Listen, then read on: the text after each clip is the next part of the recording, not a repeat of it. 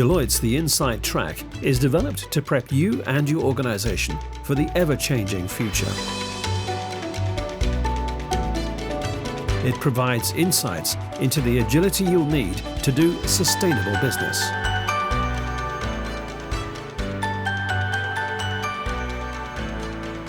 This podcast series dives into the 6 agility domains necessary for Belgian companies to stand up to future crises. Please welcome our Inside Track host, Gudela Wijnands, Director of Deloitte Belgium. At Deloitte, we are convinced that a digital and integrated supply chain vision can only be fulfilled if technology is a really strategic lever. Converging your supply chain and technology strategy can really add a competitive advantage.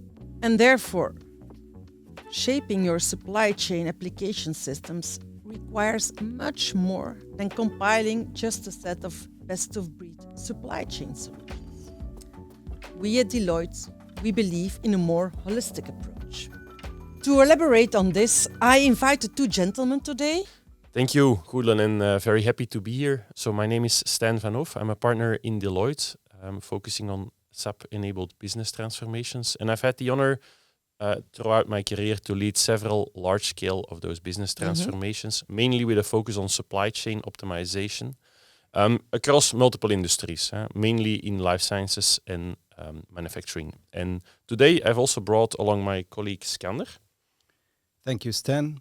So my name is Skander Kamoun. I'm a director in the Deloitte SAP Belgian practice. I co-lead with Stan the warehouse component of our Belgian Center of Excellence for EWM and TM. I have had the luck in my career to be involved in several warehouse management transformation, and I'm very happy to be with you today. Thank you, guys. So for today's Inside Track, we will focus on digital supply chain execution world. The digital supply chain as such has become really one of the hottest topics for a supply chain leader. So how did this all start, in fact? It's a good question, actually. So first of all, let's establish that supply chain has evolved a lot over time, but every now and then we could see more than just a simple evolution. I would say even a revolution. And for me, digital supply chain wave is definitely qualifying as one of those systemic changes. And it was induced really by a couple of big phenomena that happened to occur in around the same period of time. So first, there was an increasing focus from pretty much all organizations to become customer-centric, customer-focused. And they realized that the only way for them to do so is really to rethink, reshape their supply chain from the traditional linear vertical supply chain into an integrated end-to-end supply chain. But they also realized that this can only be achieved if the technology lever was going to enable them to do that. Mm-hmm. Well, it just happened to be that around the same period, we were seeing some quantum leaps in terms of innovation technology, and particularly in domains such as analytics, cognitive analytics, machine learning, artificial intelligence, but also in the space of cloud transformation, and so on. And that has enabled the major software providers in the world to also rethink their offering when it comes to supply chain landscape and supply chain solutions. They started coming up with an end-to-end integrated supply chain landscapes, which were thought through from the beginning to be integrated. And this has actually induced the major software providers to also come up with their own version of the supply chain solutions and their own version of the digital supply chain. And we started seeing them producing a very comprehensive end-to-end thought-through supply chain system, which were completely integrated architecturally. Right? They were also standardized, cost-effective, scalable, and with a clear framework for innovation. So it was actually quite exciting and unique to see the business of supply chain and the technology world really coming towards the same direction and marching towards the same goal. Okay, I understand. So, but where exactly then was the paradigm shift? I mean, in other words, like, how did it change the way we advise today our customers in terms of logistic applications? Yeah, Skander spoke about technology and business marching towards the same goal. And I would add that as a pioneering consulting firm, we had a very important role in making sure that those two worlds, the business and the technology, would speak the same language. For instance, I remember that in my early days as a consultant, when we were helping a customer to select a warehouse management system or a transportation management system solution, all the effort was put on the evaluation of the capabilities to deliver a functional package in that specific domain. Those decisions were really Siloed taken indeed functions. in a silo, really function by function. And the consequence of that was obviously that very often companies ended up with a mosaic of systems, a very broad set of different systems, all selected and implemented silo by silo. And you can imagine that creating one cohesive end-to-end supply chain ecosystem, out of those applications, it was quite a tremendous task. It came with a risk, it came with a cost, and it hardly delivered the business objectives. And also from a maintenance point of view, I do not have to tell you that was quite Disaster. a nightmare to do. Yes. Okay. So, do you have kind of a concrete example that make it a little bit more visual for our? Yeah, sure. viewers? Yes. I've quite a few examples from those early days. For example, I remember one of our life sciences clients who were running on SAP as ERP package, and they were actually selecting a new WMS package to optimize their warehouse management, and they happened to select a non-SAP WMS package, one of the best of breed solutions. And that implementation and actually getting that system up and running proved to be very difficult. It proved to be complex, not necessarily because of the capabilities and the functionalities of the WMS package, but truly because of the integration. The integration, and with that I mean the end-to-end process integration, the data model integration, and so on, was highly complex. And the company realized that actually, even though adding the best experts of the firm, also from an integration perspective, it didn't deliver upon their expectations. But to be fair, I also have another example, another life sciences company by accident, who were running on a non-SAP ERP package, and they selected actually the SAP WMS package, Extended Warehouse Management, or EWM, as their new WMS package. And we actually faced similar challenges there. So it's fair to say that this happens across multiple software vendors. And it made us realize that actually, from a strategic point of view, we had to rethink that strategy of building that end-to-end supply chain execution suite from the inception, from the start of those programs, and instead of doing that after the fact. So the integration would become a key selection criteria, so to say.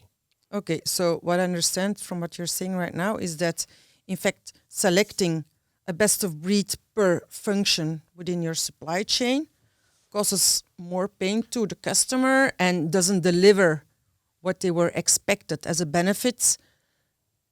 But what do you suggest, and what would be the solution there? Yeah, so as I was referring to, I think that if the vision of a company is really to build that cohesive, integrated supply chain execution system landscape, then it is not more than logical to include the integration component as one of the key selection criteria. Okay. It should be one of your primary criteria. What I mean with that is that in your evaluation of the software providers, you should look mainly or firstly at software providers who provide really that native integrated supply chain solution, or that native integrated supply chain execution suite. End-to-end, yes. And of course, the ERP system that you're running on will actually influence which solutions to look for. So Okay. if as a company you're running on Oracle as an ERP, then definitely start first with the evaluation of the supply chain suite of Oracle. Likewise, for SAP. If you're running on an SAP ERP, then evaluate your supply chain suite of SAP first. It is important, though, to note that when doing such a selection, you have to keep in mind that when evaluating that software package or that software suite for supply chain, that you keep in mind that as primary objective from a functionality perspective, you should look at your foundational capabilities. Like? You have to accept that you need to start with foundational and can potentially expand afterwards. What I mean with that is that if you're selecting a TMS or a WMS solution, your software provider, your SAP or Oracle, might not offer every single latest and greatest capability in TMS or WMS. But it's important that the first step in your selection is truly building that cohesive end-to-end supply chain execution platform. Stan, I hear what you're saying about integration and how that serves also the strategic direction of an integrated supply chain. Yeah. But I could imagine that a supply chain organization also has some aspirations to gain certain capabilities to help them gain some competitive advantage and win market share. How can they acquire those capabilities then? Yeah, so I agree. I think let's just convene that should be step 2 towards building a strong and solid supply chain ecosystem. What I mean with that is that Stan spoke earlier today about the fact that the supply chain suite should be covering the core foundational processes in essence.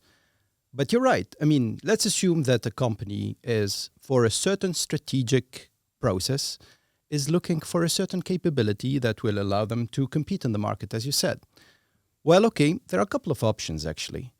First, if the architecture of their supply chain ecosystem has been thought through the way we described, they could innovate themselves. That's option number 1, right?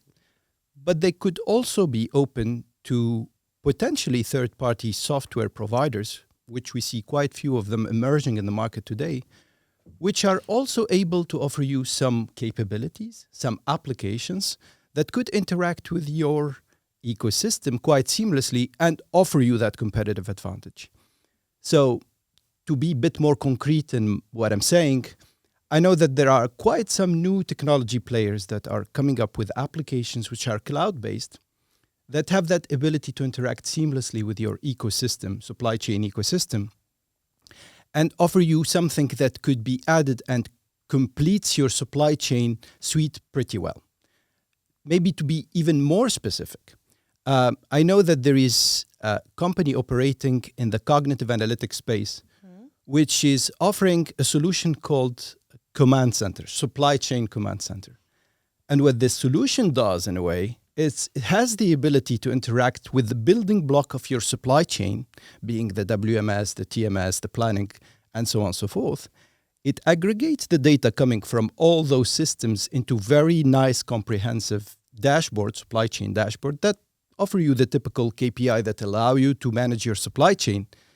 But also, and interestingly enough, through the cognitive component of what they do, they could also predict potential supply chain dysfunctions that could occur in your warehouse or in your transportation and so on. Now, if I take the example of a very known supply chain dysfunction such as stock outage. Stock outages are having direct implication on customer not being delivered or not being delivered on time, and they result in customer not being satisfied.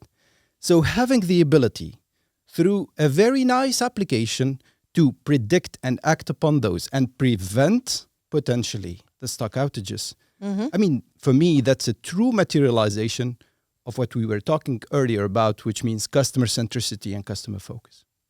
Skander, I agree. This sounds really excited, to be honest, but, I like to play the devil's advocate. So what is, in effect, preventing these applications from integrating their data sets from different softwares and producing the same dashboards? You're right. Nothing is preventing them. I mean, so I think the discussion is more about... so if I see myself, for example, I've participated to quite some implementations that involve analytics, right? And I can assure you, Guido, that it makes huge difference if your core foundational processes are on the same ecosystem, using the same data models that you don't have to integrate. You just have to aggregate that data to dashboards and focus on the cognitive aspect of your analytics, versus if you have to start from scratch, integrated very heterogeneous systems, and do yourself the data mapping and the data modeling and so on. Okay. I mean, in terms of effort involved, it's a complete different ballgame. Okay, I see, Skander. And what's interesting is that we saw in the agility report of 2022 is that 59% of Belgian companies declare to have a fully integrated supply chain, meaning from procuring the raw materials over order intake until the delivery to the end customer. How should we interpret this, in fact? I think there are two ways of looking at this. Obviously, it's good to see that there is a general consensus that an integrated supply chain is a must in today's world if you want to reach really the goals that we described earlier, such as customer centricity and customer focus. So I think it's not a debatable matter anymore.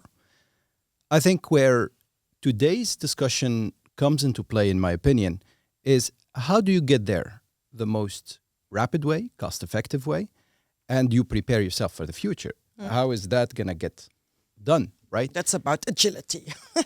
Exactly. And our point of view is really a two-step approach.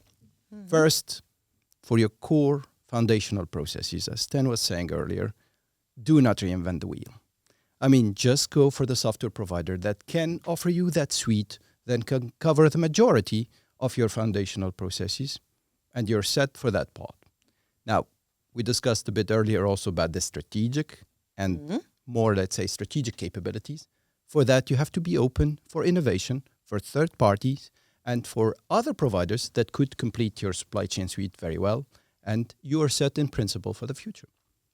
This all sounded really interesting, gentlemen. Thank you for that. So, but perhaps for our listeners and our viewers of today, could you summarize a little bit what we talked about today and give us some key takeaways? Of course, Goedele. The first step to an integrated end-to-end supply chain is actually an integrated supply chain system landscape. And as we said, prioritize there in acquiring a natively integrated supply chain suite and avoid the risk, the cost, and the impact of the time that is required to build those integrations yourself.